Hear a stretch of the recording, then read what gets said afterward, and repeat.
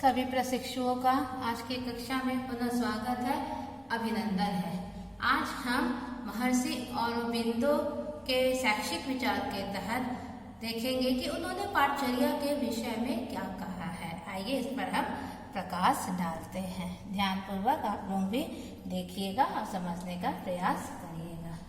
तो आज का हमारा टॉपिक है महर्षि औरोबिंदो के शैक्षिक विचार। ठीक है, हम देखेंगे पाठचर्या। पाठचर्या यानी करिकुलम के संबंध में उन्होंने क्या कहा है। उन्होंने कहा कि पाठचर्या कैसी होनी चाहिए। पाठचर्या रोचक हो, ऐसे ऐसे विषय हो, ऐसे ऐसे क्रियाकलाप हो ताकि पाठचर्या क्या हो, रोचक हो। ठीक है। दूसरा, पाठचर्या में भौतिक और आध्यात्मिक दोनों ज्ञान प्राप्त हो। भौतिक और आध्यात्मिक ज्ञान प्राप्त हो। ठीक है। पाठचर्या में ऐसे ऐसे विषय हो जिससे बच्चों को भौतिक ज्ञान तो प्राप्त हो, साथ ही आध्यात्मिक ज्ञान भी प्राप्त हो। ठीक है। और अब देखिएगा कि उन्होंने क्या कहा है पाठचर्या के संबंध में। उनका कहना था कि पाठचर्या क्रियाशीलता पर आधारित हो, बच्चे एक्टिव हो, इस तरह के क्रियाकलाप और विषय पढ़ाए जाए। क्या हो, बच्चे एक्टिव हो यानी वो क्रियाशीलता पर आधारित हो। ठीक है, आधारित हो। पाठचर्या में ऐसे विषय हो जिससे बच्चे क्या करें, रुचि ले, रुचि उत्पन्न हो, पढ़ने में क्या हो, रुचि उत्पन्न हो। ठीक है। अब हम देखेंगे कि महर्षि औरोबिंदो ने पाठचर्या में किन किन विषयों का समावेशन किया है। उन्होंने प्राथमिक स्तर पर कुछ विषय अलग बताए हैं, माध्यमिक स्तर पर कुछ अलग विषय बताए हैं और विश्वविद्यालय स्तर पर कुछ अलग विषय बताए हैं। आइए इस पर हम प्रकाश डालते हैं। चलिए पहले हम लोग देखेंगे प्राथमिक स्तर पर उन्होंने किन किन विषयों के विषय में बताया है कि होने चाहिए पाठचर्या में। ठीक है, प्राथमिक स्तर पर, प्राइमरी स्टेज पर। तो सबसे पहले तो मातृभाषा होनी चाहिए, उसके बाद अंग्रेजी होनी चाहिए। ठीक है, उसके बाद इनका कहना था फ्रेंच होना चाहिए, क्योंकि इनका कहना था कि बच्चों को विश्व ज्ञान से जोड़ना है। तो विश्व ज्ञान से कैसे जोड़ेंगे, जब वे प्रारंभ से ही अंग्रेजी और अन्य विदेशी भाषा पढ़ेंगे, तभी उन्हें अन्य देशों के विषय में जानकारी प्राप्त होगी, वहां की सभ्यता, संस्कृति और सारे कल्चर के विषय में जानकारी प्राप्त होगी। ठीक है, तो कौन सा विषय हो गया, मातृभाषा, अंग्रेजी, फ्रेंच, गणित। गणित होना चाहिए, चित्रकला भी होना चाहिए, तभी बच्चों को रुचि आएगी।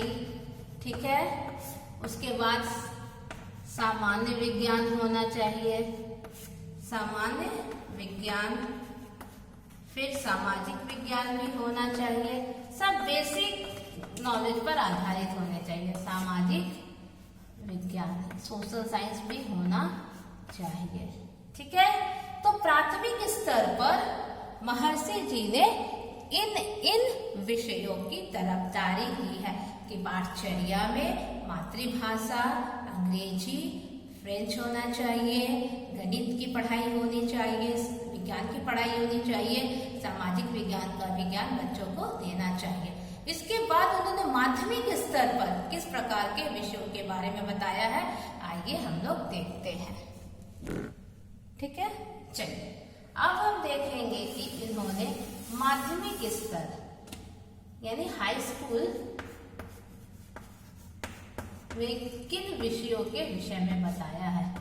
माध्यमिक स्तर, ठीक है, मातृभाषा तो होगा ही, अंग्रेजी तो होगी ही, ठीक है, फ्रेंच होगा,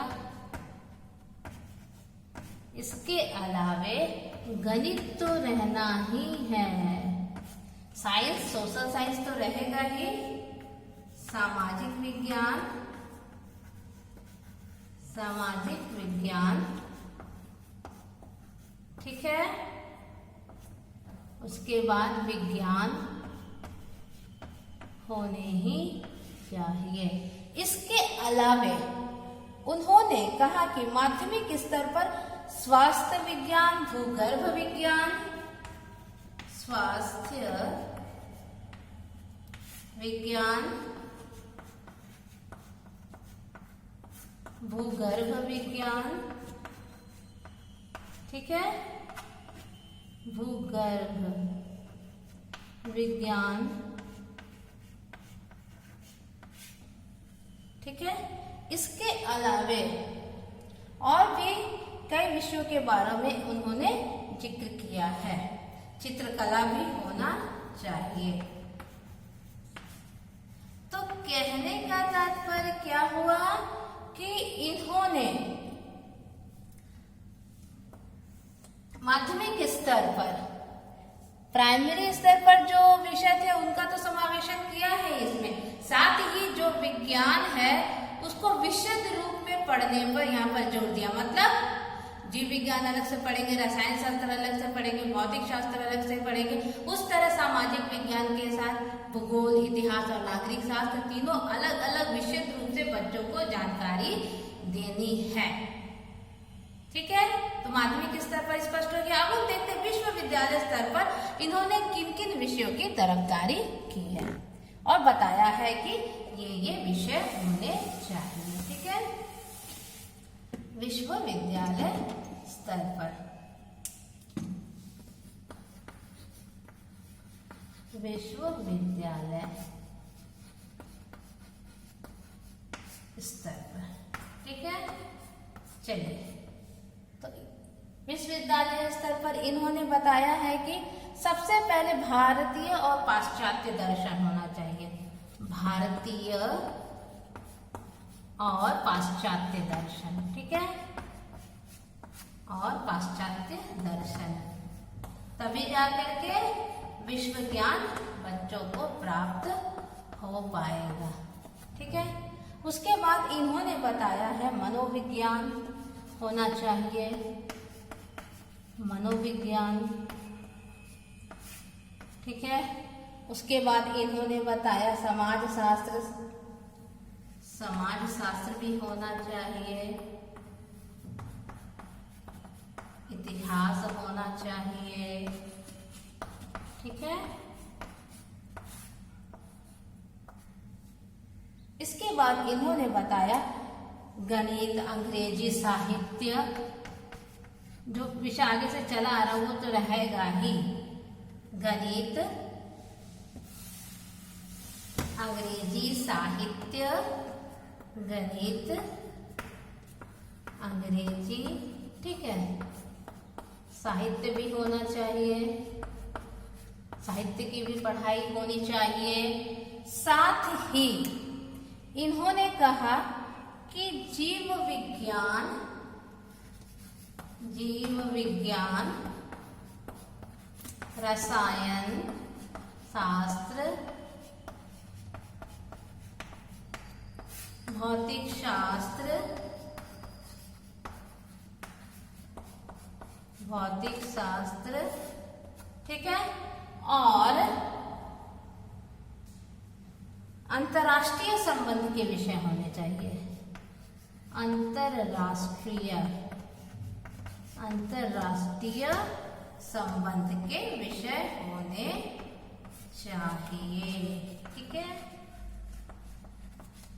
तो इस प्रकार स्पष्ट होता है कि महर्षि अरबिंदो ने विश्वविद्यालय स्तर पर गणित, अंग्रेजी, पाश्चात्य और भारतीय दर्शन, विज्ञान के प्रत्येक भाग को अलग अलग करके जीव विज्ञान, रसायन शास्त्र, भौतिक शास्त्र आदि को पढ़ाने पर विशेष जोर दिया।